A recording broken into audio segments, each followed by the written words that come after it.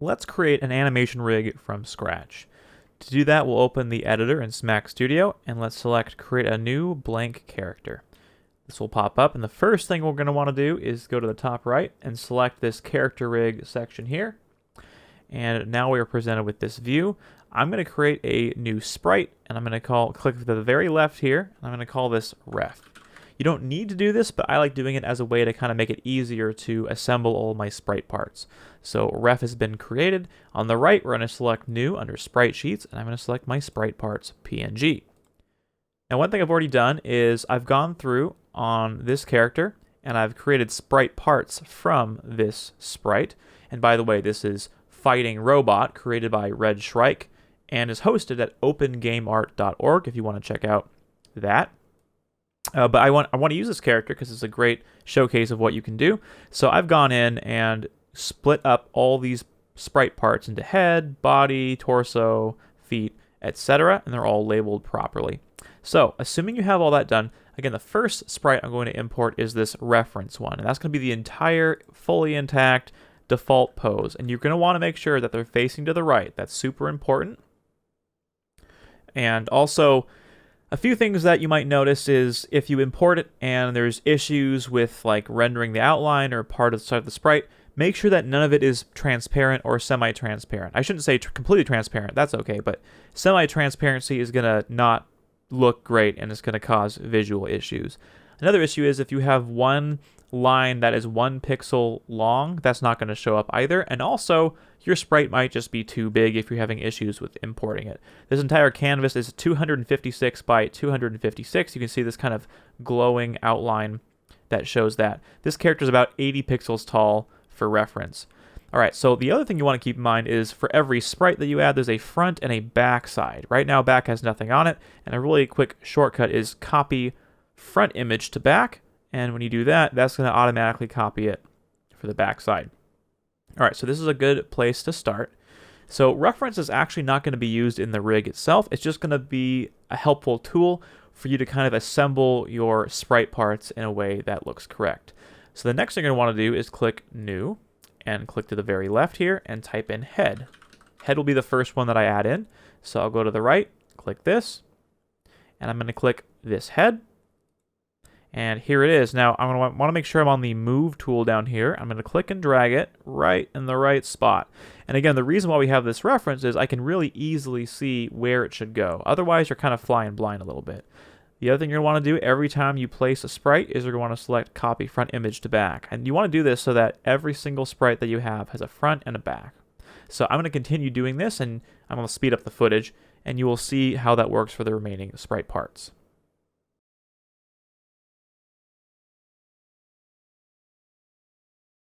All right, so just a quick review of what happened.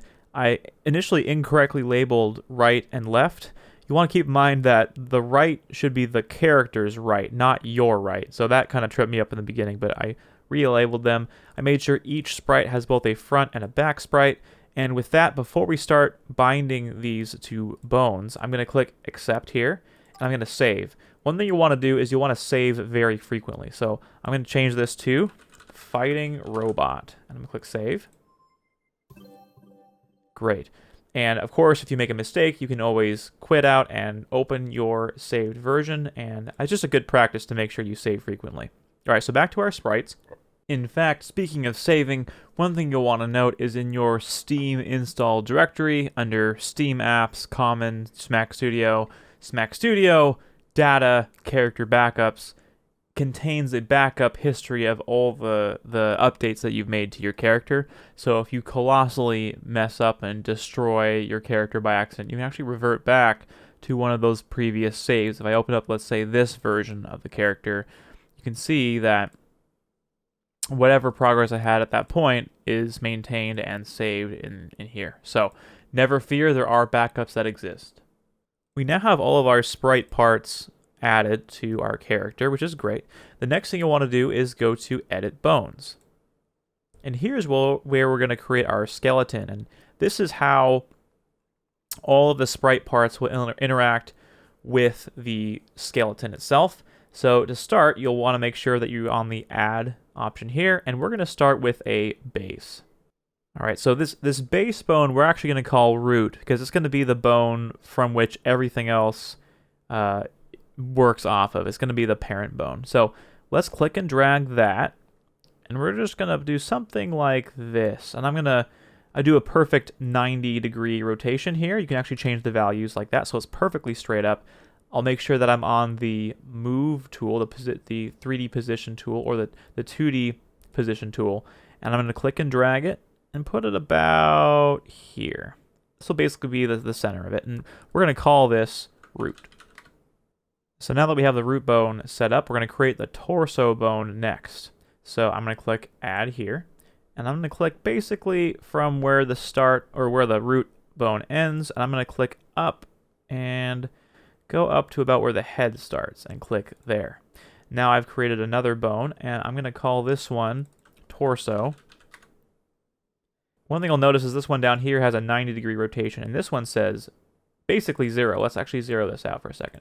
And the reason why this is a 0 rotation is because it is the child bone of the root one. The root one's going 90, but this one's going 0 degrees in relation to where this one is. And the reason why that's significant is now, if you ever make changes or movements to the root bone, like let's say I want to rotate that, I'll select the 2D rotation here, and I'll do this. You can see that the child bone is also moving along with that parent bone. And so you can kind of understand now, when you make a move, when you make a change to the root bone, it's going to change all the bones, all right? So that's kind of how the parent-child relationship works there. I'm going to use the move tool again to move it a little bit higher, and I'm going to create another bone for his head, and so on and so forth. I'll do this. I'll maybe make it about this tall to kind of roughly match up with where the bone would be, and I'll select head. I'll rename this head, and I'll change the rotation here to 0. So now we have a perfectly straight root, we have a torso, and then we have a head bone, and you can see that the parent bone of the head one is torso, and the parent of the torso is the root. All right, so next we're going to add a shoulder bone for the right shoulder, and I'm just going to click, do something like this, and you can use F to move it just in the right spot that you want it. And what you'll notice, though, is this is currently a child of the head bone, and I don't want that. If I were to rotate the head, the shoulder would move along with the head, and we don't want that. We want the head to move independently from the shoulder. So I'm actually going to do something else. I'm going to make sure that it is the parent of the torso, because whenever I move the torso, I want the shoulders to move, but I don't want it necessarily to be tied to the head.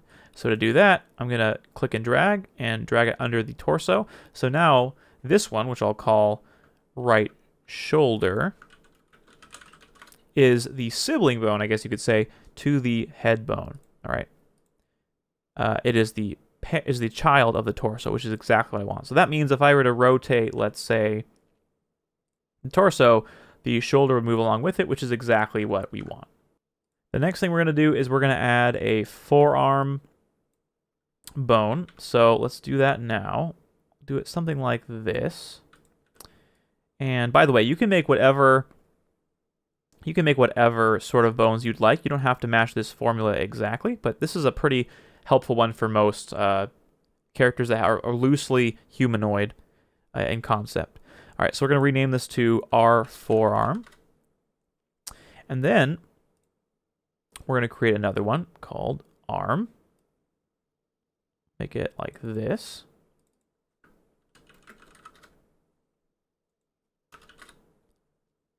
We'll create another bone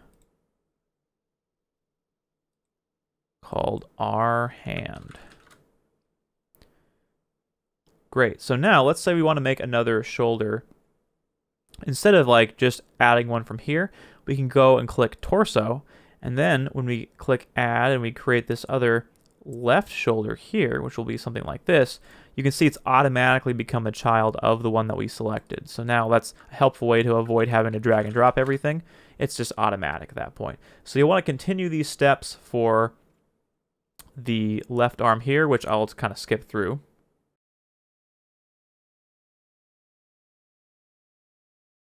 Okay, next we're going to add the legs, and at this point you might be tempted to make another child of the torso bone, but actually in this case we're going to want to make children of the root bone. And the reason for that is if I were to rotate the torso, you wouldn't necessarily want the legs to go along with that, but So in this case, we'll be creating a child bone of the root. So to do that, we'll select add, and we'll just kind of click and drag like this for the thigh. We'll call this right thigh. Then we'll just continue just like we did for the arms.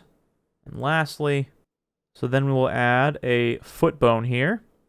And one thing that you'll notice here in the artwork is this foot is actually facing towards the camera. Because it's a 2D sprite, it's kind of hard to tell. But one thing that we'll do here, after we'll call this right foot, we're going to use the 3D camera, and we're actually going to use this view here, and we're going to use we'll use the 3D rotation, and we're going to do this. So now what's happening is this is facing the direction that the foot's in. So it's a little bit more accurate. So that means now that this will match up. So now I'm going to move it down a little bit. And yeah, that matches up pretty nicely. And then we'll do the same thing for the left leg.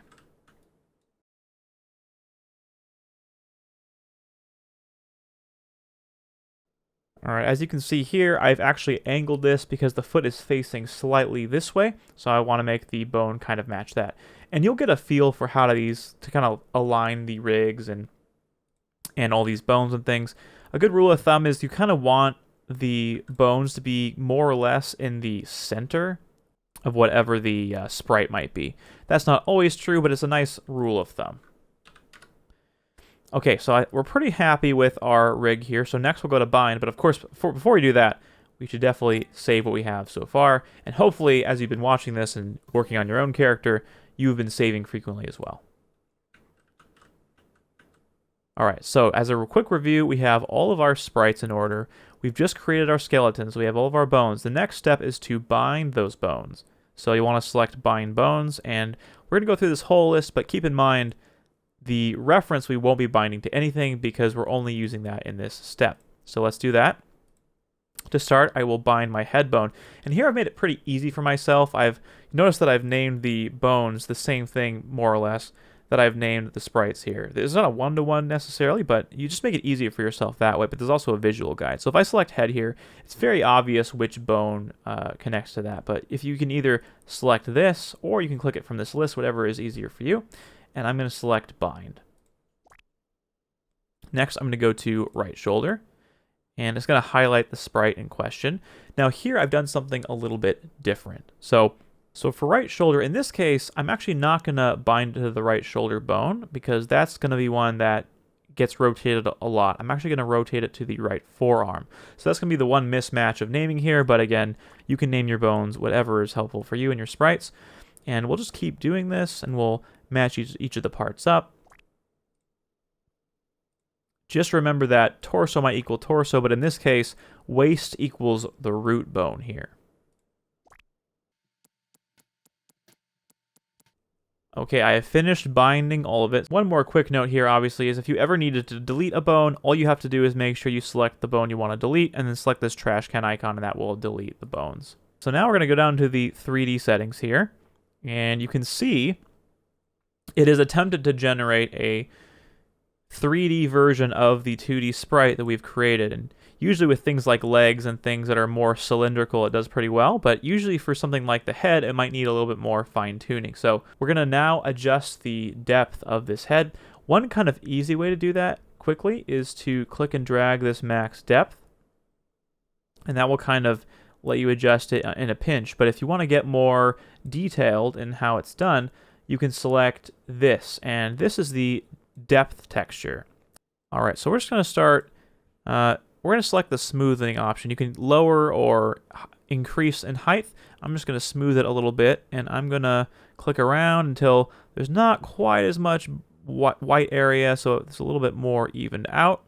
So let's see what that looks like. Update the preview, and already it looks a bit better than it did before. So I'm pretty happy with this. If you ever, really mess with this and it looks completely messed up, you can select restore default depth, and that will work great for that. And we're also going to sync the back and the front. Now when we adjust this, you'll see it's a little bit more even. If you're stuck on this part, one thing that's helpful to know is you can actually adjust the guide visibility, and that'll help you map what part of the depth correlates to the part of the sprite. That could really help with trying to figure out what's what.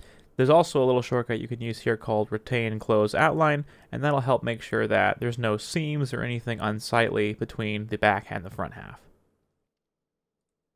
Okay, the head looks a lot better now, and what you might do is you might go through and you might make additional adjustments to some of the other body parts, and I would say if there are items that are meant to be more, protruding forward, sticking out, you want to make sure those are the lighter areas, and ones that are more receded, you'll want to make sure those are the darker areas. But for a lot of these, we want them to be kind of more smooth, so I'm pretty happy with these adjustments. Now you go to the preview, and here's a preview of your character. So with that in mind, we're going to click Accept.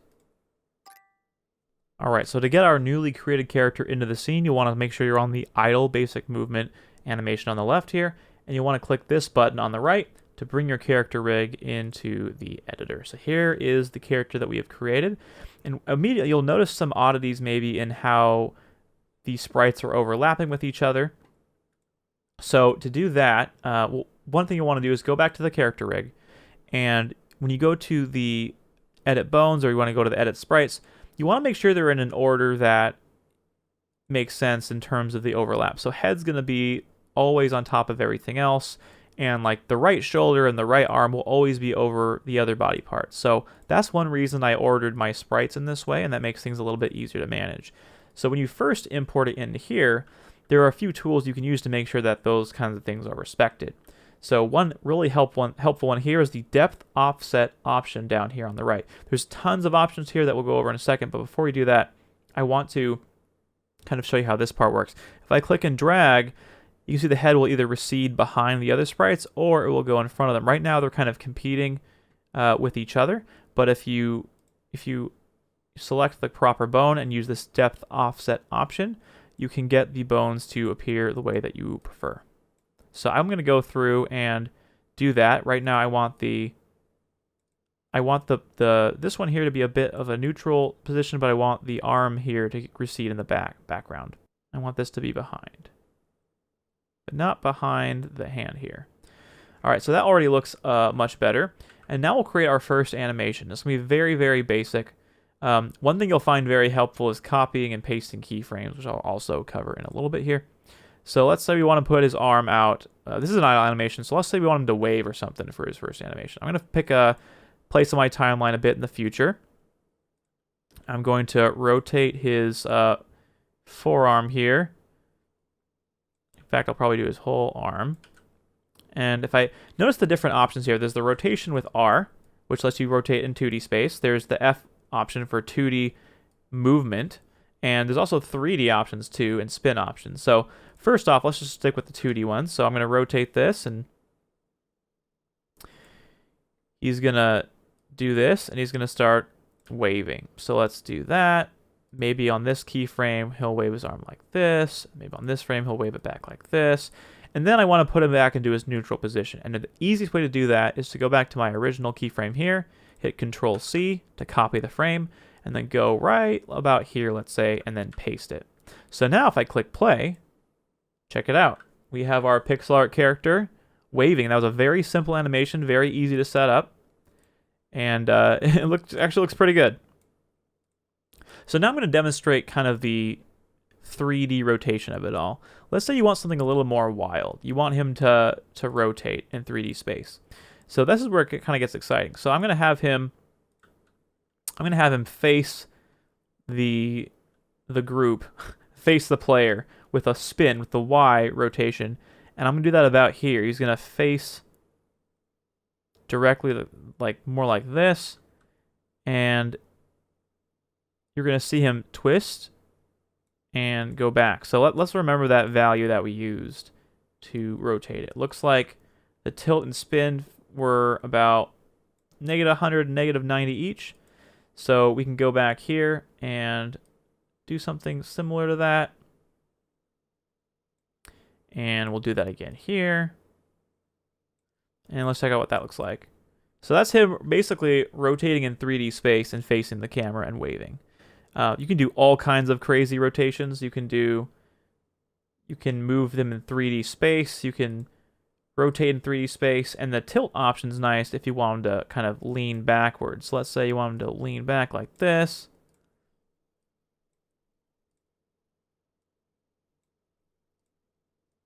So now he's leaning backwards while he's waving.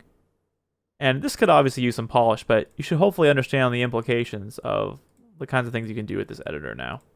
You'll just want to make sure that you're selecting the right bone for what you're wanting to manipulate. And you can click and drag to make the changes, or you can change these options here. All right, so now let's do a test play, and let's see this character in action.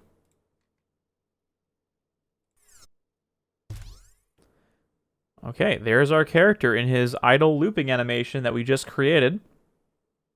And that's, for not much effort, that's a decent amount of frames displayed. So now that we have that, I want to explain one more thing, and that is baking sprites. So obviously this is a you know, in a state that we can easily manipulate by rotations, and it's going to automatically utilize tweening to go from point A to point B in each of these keyframes that you've created, right? But let's say you want to do some extra nice polish, right? What you can do is you can select all the frames that you've done, which is by just clicking and dragging like I've done, and then select the bake option. And that's going to create a brand new layer of sprites. I'm actually going to hide this top layer here, the rig that we just imported, and now we have all of these sprites. And what's nice about this is, if we like, we can like reduce the frame rate by, let's say, deleting some of these frames, so it looks like this.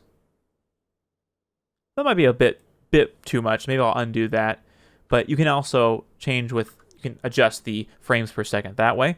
But what you can also do is you can actually go in and make polishing adjustments. So let's say, for example, on this frame, we don't like how his eye looks in that, and you want to retain what it was from another frame. Let's say you want to keep that highlight, for example.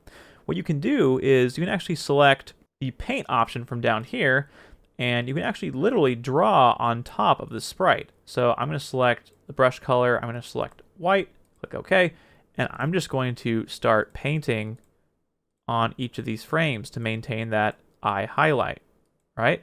So now, there it is. And you can do as much polish as you need. So, you know, if you don't like a stray pixel, you can fix it. Let's say you want to, in this frame, you want to add this again. So now we have it so that the highlight's always there, right? So that's an example of what you can do. If you'd prefer, you can even export these and edit them on your own. So you can either do it in the editor like I've done, or select the export option. It's going to generate a preview, and here is a literal sprite sheet of this entire thing. I'm going to click export, and here is our exported sprite sheet, which you can use in any other editor that you like and make a polishing pass on each of these frames. But check it out, it made all these frames of animation in very few clicks. And so what you can do, of course, is after you do that, you can import that back into the editor and actually make adjustments. Okay, so now you understand the basics of character creation, creating a rig from scratch. We went in importing the sprite parts and creating the sprite parts to begin with, rigging it to a skeleton, adjusting the depth, and then beginning to animate it in the editor. So hopefully you're able to get a character from scratch. Thanks for watching.